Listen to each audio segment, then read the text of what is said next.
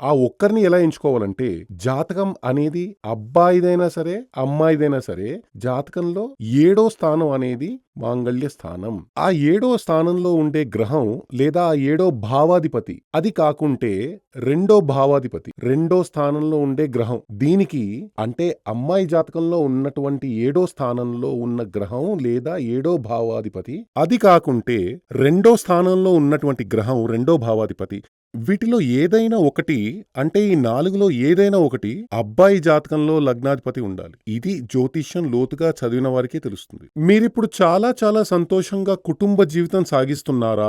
అయితే మీ జాతకం చూడండి, ఖచ్చితంగా ఇలాగే ఉంటుంది. అలా ఉన్నప్పుడు మాత్రమే ఆ హ్యాపీనెస్ జీవితంలో లభిస్తుంది. లేదంటే జీవితం ఒక యాక్టింగ్ లాగా సాగిపోతూ ఉండటమే తప్ప అన్యోన్యమైన ఒక జీవితం ఉండదు. అది ఎలాగంటే ఒక ఉదాహరణ చెప్తాను. ఒక భర్త హస్బెండ్ ఉద్యోగానికి వెళ్తాడు, ఆఫీస్‌కి వెళ్తాడు. ఇంట్లో ఉన్న వైఫ్ ఏమో 5 గంటలకే ఆయన